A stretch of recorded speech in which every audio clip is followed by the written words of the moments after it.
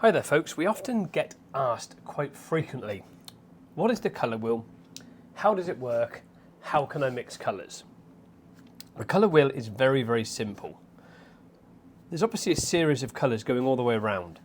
You've obviously started at the top, or this is the top or whatever you want to call the top. If we start here with the blue, the colour that is directly opposite the blue, which is the orange, is the counteracting colour.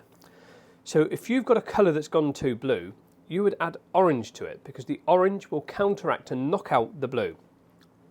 Obviously, if a colour's gone too orange, you add blue because it would knock out the orange. Same with the green. If a colour has gone too green, you add red to counteract the green and vice versa. Same with the violet and the yellow. If the colour goes too violet, add a drop of yellow to counteract the violet and vice versa.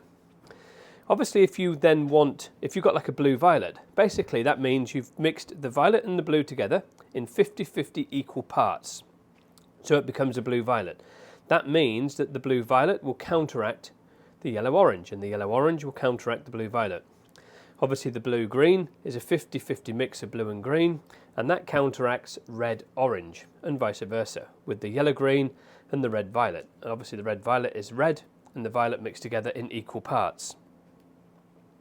As you move the top part of the dial, as you can see here, around, so if we go from where the blue and blue is equal, and we move it so that the yellow is over the blue, you can see by adding the yellow to the blue, you create a green.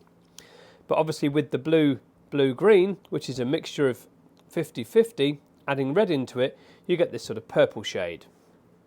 Obviously with the violet adding white, you get a very pale violet, and obviously the black violet adding it in, you get a really deep sort of purpley violety colour. So it just depends where you want to move that to. So obviously if you moved it, the red violet with the white to it, so then you're going to get like a sort of pinky shade. Obviously here you're going to get a different shade of blue because you've added the violet into it, and the blue violet with the yellow in, you're going to get a green, and the blue and the red together, you're going to get this nice sort of purple tone. So it just depends where you want to move this to as to what sort of colour you're going to get. So if we were to move the blue to the orange, you're going to sort of get almost like a sort of greeny grey colour. Obviously the yellow-orange, you get a very nice sort of pale sort of yellow-orange shade, very sort of slight hint of sort of pink to it because of obviously the orange is made from red and yellow to begin with.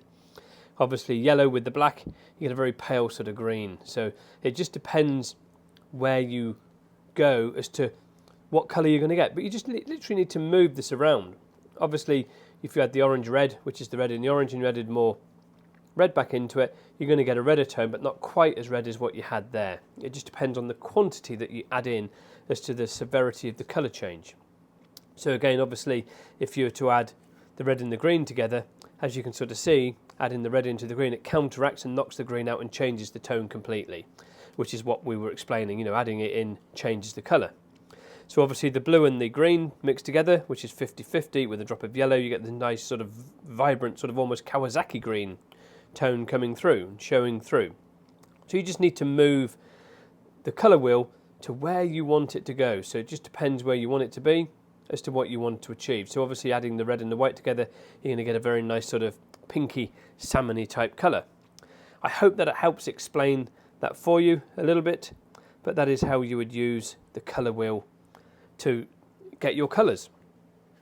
Obviously, you've got to work out, obviously, what it is that you're doing. If you've added blue in it, like I say at the beginning, and if it's, you need to counteract it, a drop of orange is going to resolve that.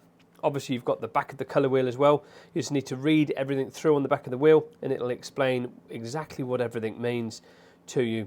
Obviously, with your grey shades, you've got varying grey shades here.